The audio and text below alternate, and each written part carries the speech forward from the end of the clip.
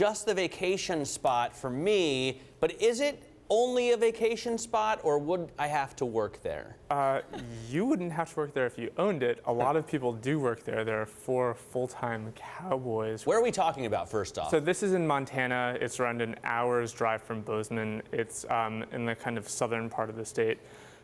This is big sky country in a pretty profound and way. literally close to Big Sky, Montana. Yes. This is a home? This is a home? I mean, a single-family home?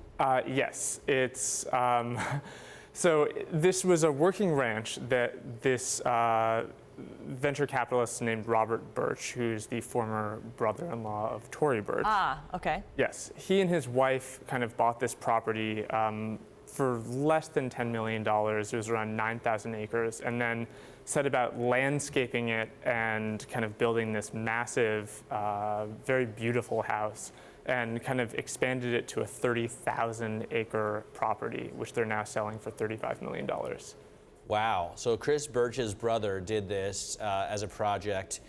I imagine this is where Mike McKee is right now, spending his time with David Kotok and a bunch of economists waiting for the Jackson Hole speeches. But who does hang out here on a regular basis? Well, there are 4 cowboys, like literal full-time cowboys, who all have houses on the property, and they are obviously paid salaries, but they're also paid what's called half a beef, which is what Robert Birch told me was standard cowboy compensation. Everyone gets half a cow a year.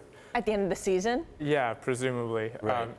And so they manage this around 1,000 head of cattle. It's a cow-calf operation, which means that basically they raise calves until they're around 800 pounds and then sell them, and that's how the ranch sustains itself. 30,000 acres, that's a lot of lawn to have to mow.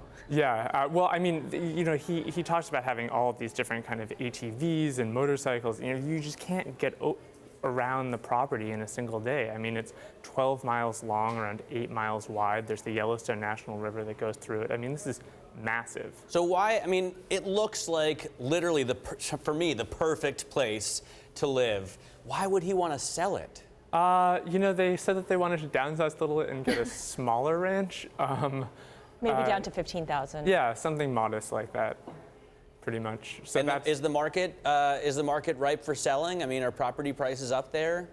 That's a good question. Property prices for ranches of this size are, I mean, this is kind of a unique proposition. Because there aren't many out there. Right, well, and there aren't many with like beautiful mansions that have been professionally designed and with all this landscaping. I mean, there are a lot of functional ranches which sell for a decent amount of money, but there aren't a lot of ranches like this. What did you hear about the level of interest and the kinds of buyers that this would appeal to? Yeah, so this is, I mean, obviously on a certain level this could apply to someone who, appeal rather to someone who had commercial interests. Mm-hmm. You know, there's space to actually increase the operation to the extent that it would actually be significantly profitable if they wanted to raise the head of cattle. I mean, the way that this is currently broken down is that there's a kind of big emphasis on nature, right? You could actually make it more of an operation and put a lot more kind of money-making facilities. You could make it a legit working cowboy business. Exactly. But then again, you can also turn this into a bona fide resort as well pretty easily. And so